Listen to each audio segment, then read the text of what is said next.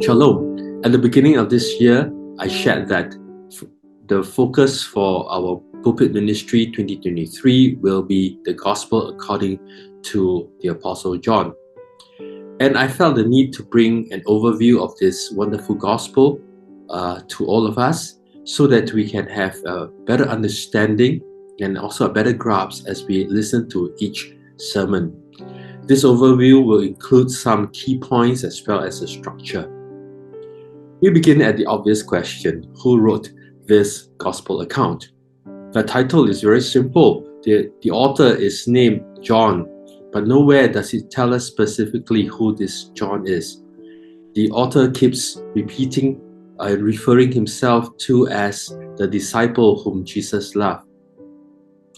For a long time, the church and church leaders have said that this person is John, the son of Zebedee, a member of the inner circle of Jesus' disciples.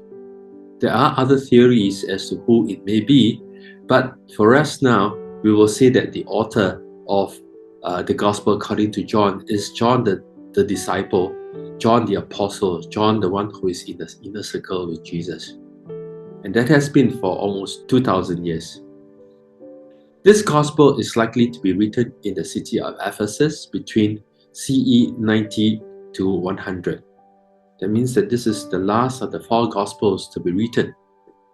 If you read closely in this Gospel, you will find that there are differences between this Gospel account and the other 3 Gospel accounts, Matthew, Mark, and Luke. One significant difference is about what is not found in John, but is found in the other Gospel accounts. What is not found in John? There is no Christmas story. There are no genealogies. There's no baptism, no temptation of Jesus, no casting out of demons, no transfiguration, no Gethsemane account, nor the ascension. There is hardly any mention of kingdom, 2 places only. There are 7 miracles, only 7 miracles, and they are not even called miracles, they are called signs. And I will explain to you why they are called signs. 5 of these signs are only found in John and not in any other gospel. Most events in John took place in the south, in Jerusalem. If you read the other gospel accounts, it seems that Jesus in his early days of ministry was focused in the north, in the Galilean area, and he only ventured into the south towards the end, maybe the last 6 months of his public ministry.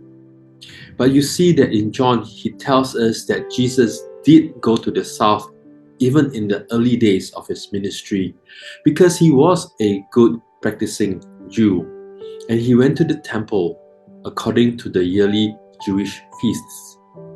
And John highlights that because every time Jesus is in the temple or in the south, he's engaging Jewish leaders in debate, in discussion about who he was and who he still is. Read John 8, verse 13 to 20, and that would be a good sample of the discussion he had. You will also not see short parables, because this gospel account, the message is about what or who to believe rather than how to behave. John spells this out very clearly for us, the purpose of this gospel account. In John 20, verse 30 on, he says, Jesus performed many other signs in the presence of his disciples, which are not recorded in this book. But these are written that you may believe that Jesus is the Messiah, the Son of God, and that by believing you may have life in his name. I want to point a few things for us here concerning these few verses. Firstly is the key operating word for the whole of this gospel account. The word is belief. Belief. The second thing I want to point out is the translation. In verse 31, it says here, but these are written that you may believe that Jesus is the Messiah. A more accurate translation would be this: but these are written that you may believe and go on believing that Jesus is the Messiah. In other words, belief, faith is not only a one-time thing, but it must grow and keep growing. Our faith must keep growing.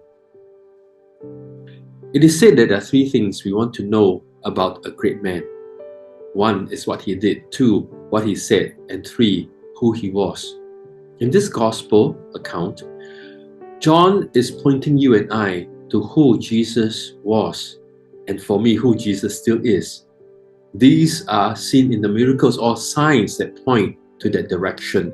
All you see in the discussions is debates with the Pharisees and the scribes and the Sadducees, pointing to that same direction, that Jesus is God, Jesus is the Messiah, Jesus is the Son of God. And you will hear that in the seven I am statements he made.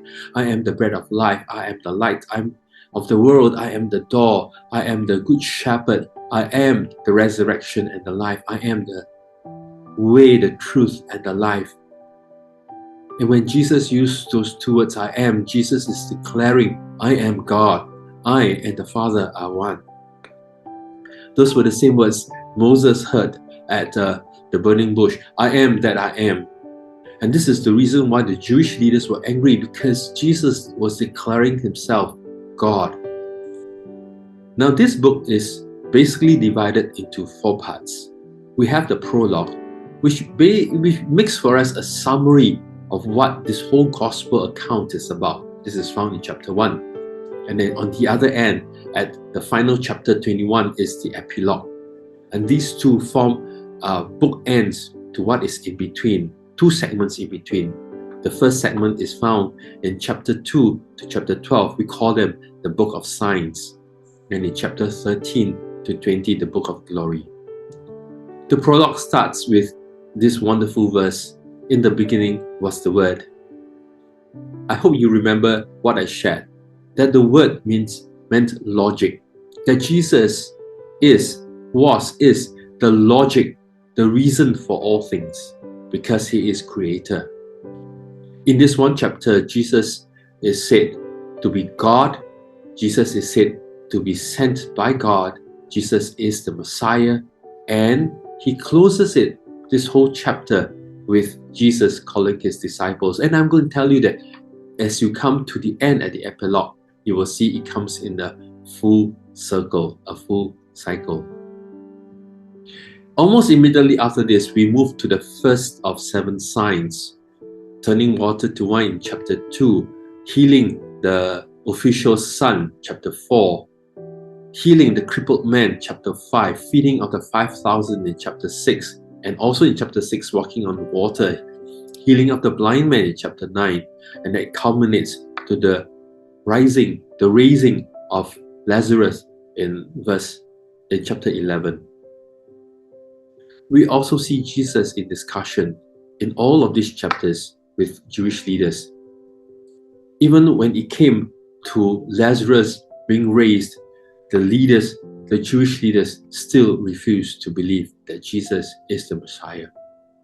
And so we move into the book of glory as Jesus now turns his attention to his disciples. And John makes it pretty clear for us there is a demarcation between chapter 12 and chapter 13, because in verse 1 of chapter 13, it states that Jesus knew his hour had come to depart from this world and to return to his Father. And so he begins to express his love for his disciples, for his believers, and for his Father.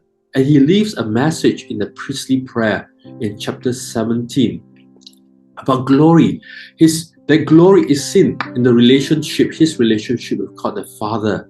And that glory is found in the cross, because in the cross is grace and mercy and love for those who believe, for his disciples.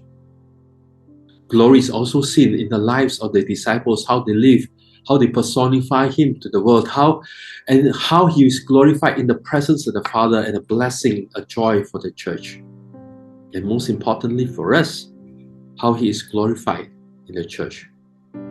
And you will see this glory fulfilled on the cross, but not only on the cross, but in the promise of resurrection. 3 days later, he rose again. The message, my friends, for this gospel is to believe that Jesus is the Messiah. Yet one of his very own, Thomas, struggled to believe because he said, until I see the risen Christ, I find it so difficult to believe. Well, he did. He saw Jesus, he believed. Today, many still struggle to believe, to truly believe. Maybe some of us sitting in our midst still struggle to truly believe that Jesus is the Messiah. This account ends with the epilogue. Jesus meets 7 of his disciples and he feeds all of them. Having eaten, he takes Peter aside. He commissions Peter to feed those who believe, those who are his disciples, on and on. This brings the book to a full cycle. That in chapter 1, Jesus calls his disciples, and having believed that he is Messiah, that we now have a charge to bring others to believe, and not only to believe, but to go on believing. I hope we will find this journey through the gospel according to John, one of revelation, that will draw you closer to our Lord Jesus Christ. Thank you, and may the Lord bless you.